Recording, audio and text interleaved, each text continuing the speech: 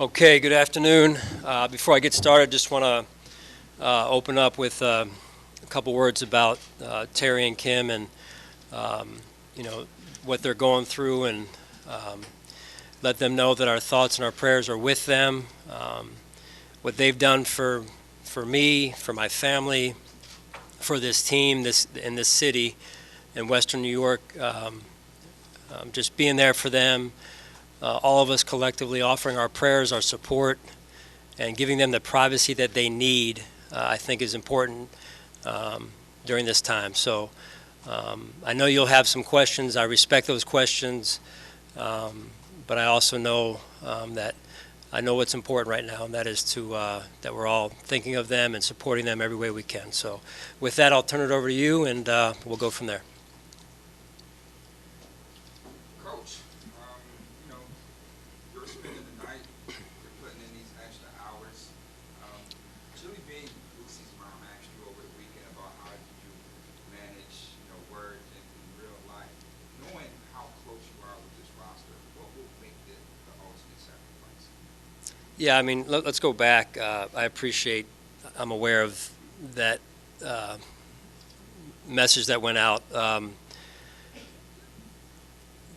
The accuracy in what I said is this: I used to spend the night in the office, and it was about work-life balance. And I spent a lot of time here. We as coaches, and there's a lot of people that spend a lot of time in this building working hard so that we get the results that we so desire.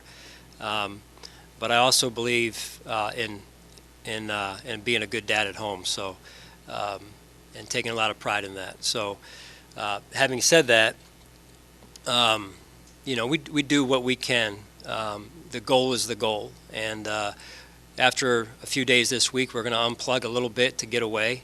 Speaking of balance, and enjoy a little bit of what life has to offer, and I think that perspective is good. And then we fire back up at the end of July, and we get this thing cranked up all the way here. So I'm looking forward to that.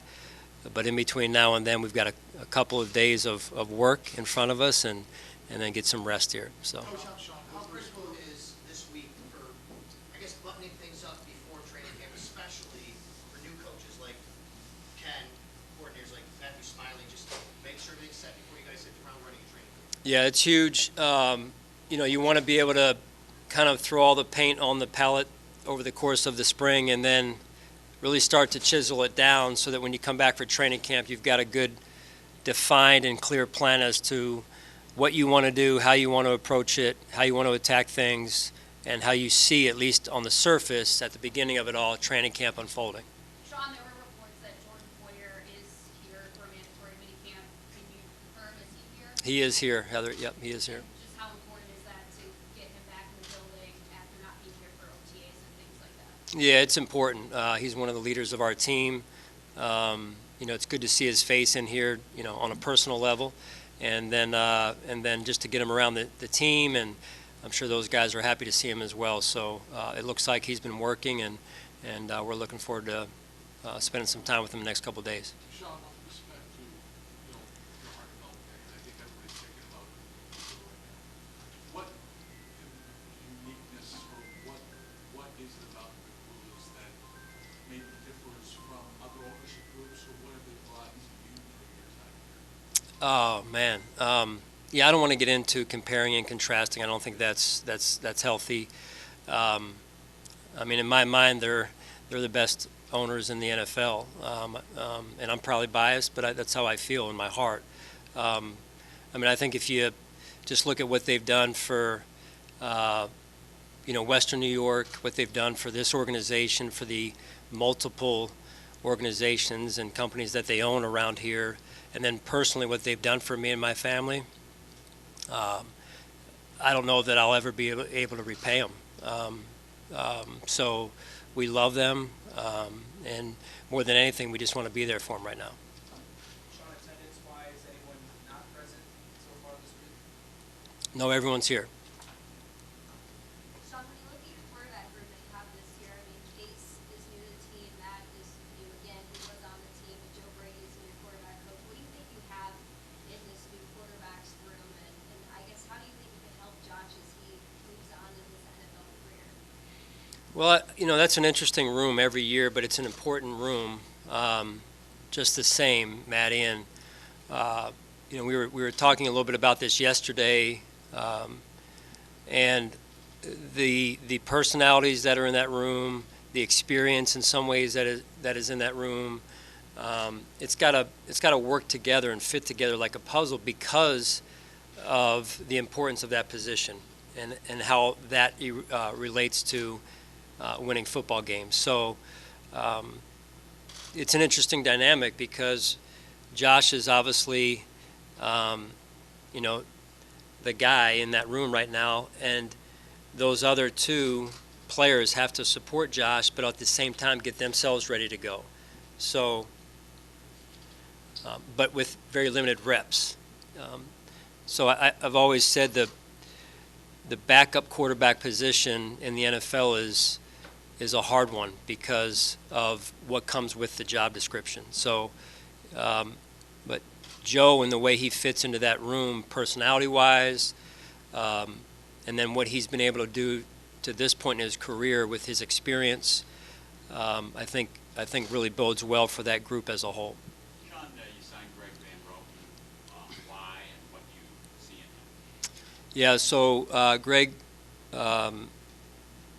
has tremendous experience. Obviously, he's played in the division for a window of his career.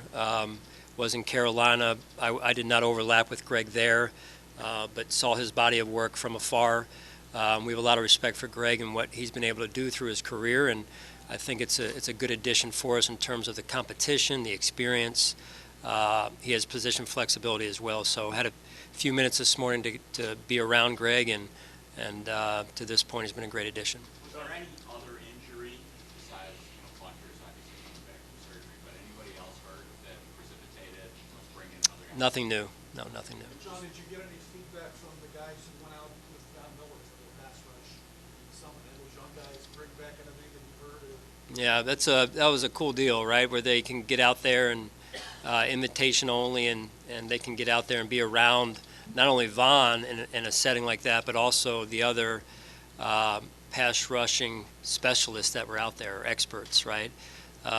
Hands-on, and the thing that those guys all came back with was just, I think you come back, how couldn't you come back with confidence, a little bit more confidence than what you had before, right? Just by being around that environment. So within that, you could ask those guys individually what they each individually came back with, but I think you come back with a little sense of confidence, a little boost of confidence when you're around that. John, going back to Mark's question about the offensive line, you've added some experience there. Was that a point of emphasis this offseason to maybe get some more experience depth up front? Jay, I would say yes and no. I would say from an experience standpoint, didn't have to be experience, but depth and competition, yes. The game is won up front on both sides of the ball, so we were able to do some things offensively with that, to your point, up front, and I think you've got to be able to control that line of scrimmage, and you got to know what you got coming out of training camp, and we've got to A, establish the line of scrimmage, and B, protect our quarterback. Sean, what have you seen from Bobby Savage and Jimmy Salgado? Bless you. Positions? I know you have two coaches, but these are guys who have been on staff but in new roles. How have you seen them acclimating to their new roles? I heard Jimmy Salgado, who was the first one. Bobby, yeah. I've been very impressed with those two. The continuity piece is there, but when you're changing roles, that's a little bit of a challenge in terms of how you're viewed internally. I've been through that before, and those two work their tails off to prepare themselves for the next step. And in this case, Jimmy moved over to the safeties and Bobby to the linebackers. So, you want a challenge too at times. A new challenge is exciting. It's new, and it challenges you to adjust as a coach. So they're going through some minor growing pains here and there, but they're both very diligent and thorough in their approach. And I know that when they get to training camp, it'll run a little bit even smoother than it did in this spring time here.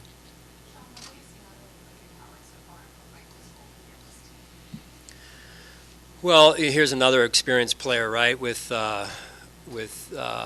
a tremendous amount of potential and talent. He was drafted in the first round for a reason. He had the injury in Tampa. I think the key for him is getting off on the right start. He works his butt off to get our playbook down, and you've seen him make some plays out there already, and I think he's going to have a great training camp. He's finishing off a good spring, and he gets better every day. So when we put the pads on, that's when the real football begins, and I think we'll know a little bit more come training camp. Coach, what has Ken Dorsey's presence been like that offensive coordinator, and what elements does he have that suits this offense to be more explosive? Well, first I'd say he's played at a high level, and if you've been around Doris a little bit, you've seen the fire that he has, that he brings, the competitive nature that he has. It's important when you coach that you can see it through the eyes of the helmet, right? You've got to be able to put yourself in the player's position in order to get them in position to make plays and be successful.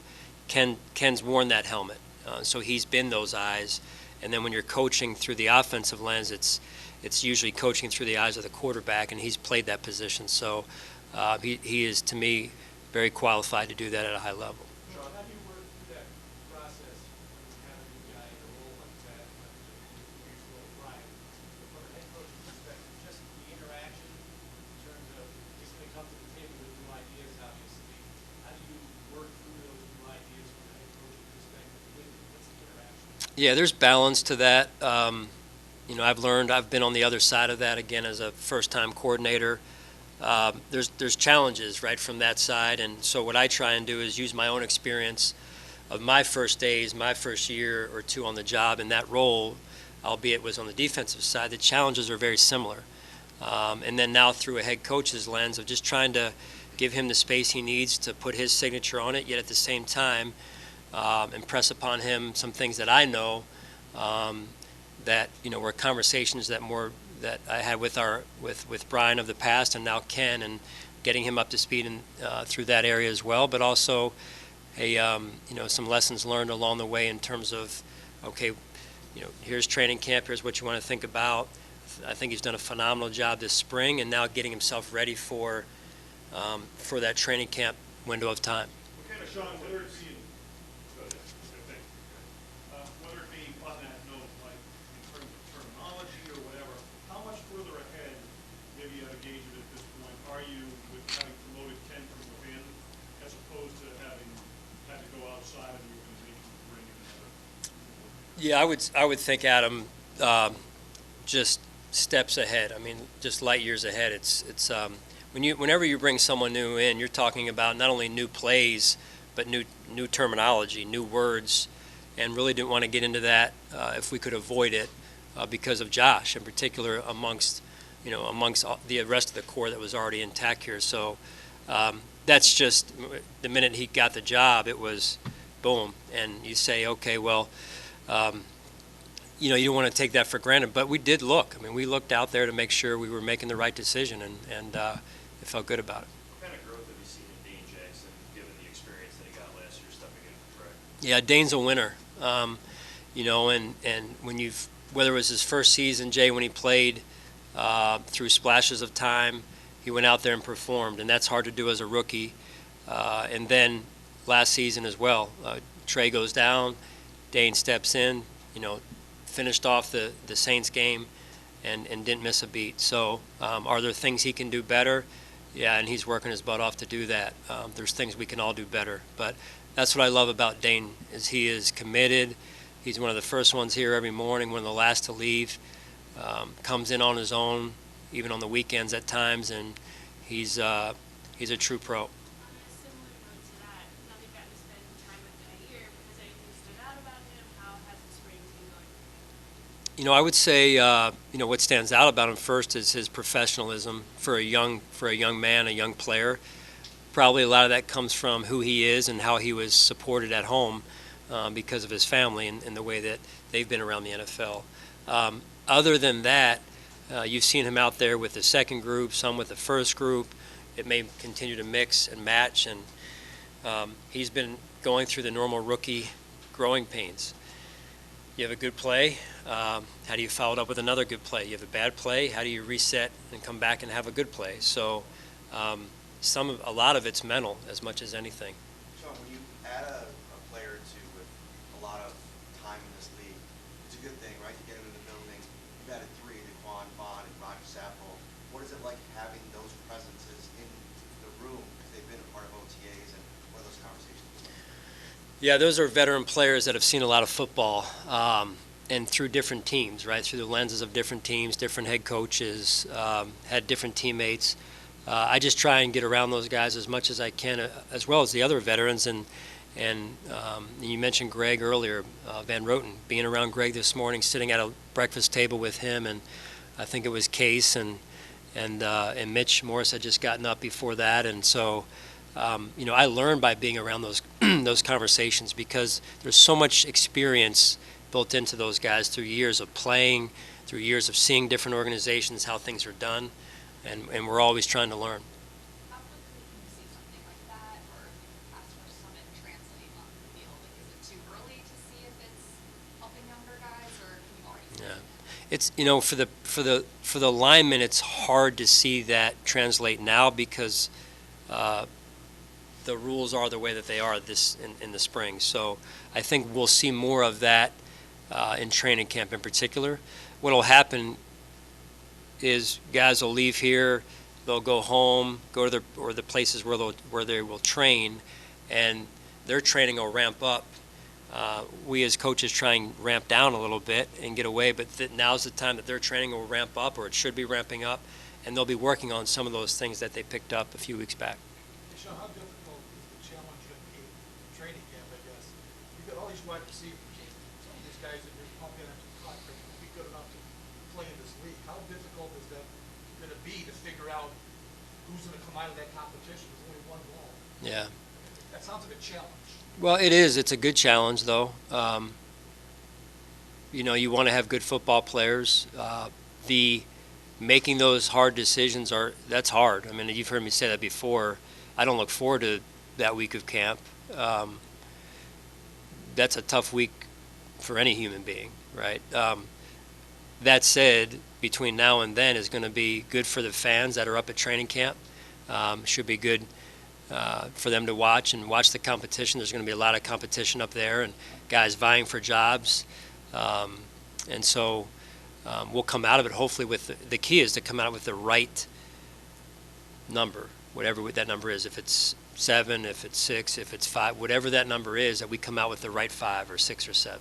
I'm not sure this surprised you, Sean, but Brandon Beal talked about this last week about Josh Allen. He's out there on a Wednesday night playing golf in Vegas, and he's on a plane and at the next practice. I mean, a lot's been said about Josh.